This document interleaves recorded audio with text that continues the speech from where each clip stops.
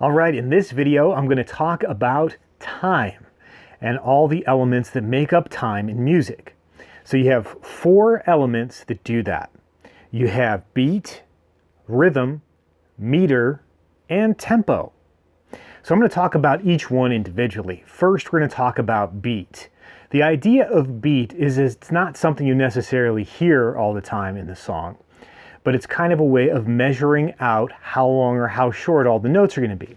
So what I mean by that is the beat is steady, like a heartbeat, or you could think of it as a ticking of a clock, just always the same, keeping things measured out as we go. So that's beat. Number two is rhythm. Now, rhythm is what you're actually playing. And so the rhythm means how long or how short you're holding out a pitch. So for example, I could play a chord, and we have 2, 3, 4. I held it out for 4 beats. All right, so we have rhythm, we have beat, and the next element, of course, is meter.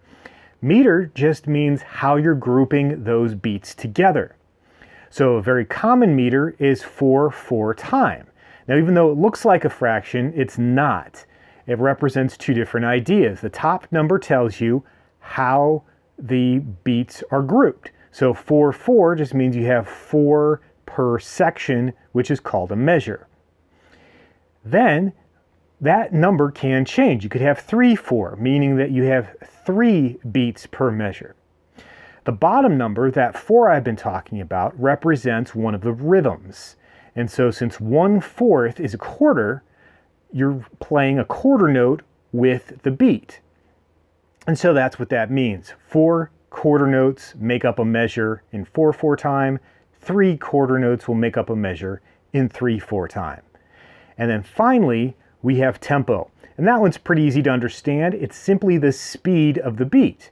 So if the beat starts 1, 2, 3, 4, it's usually going to stay there the whole song. Now there are exceptions to that, but for most songs, it's just going to be the same throughout.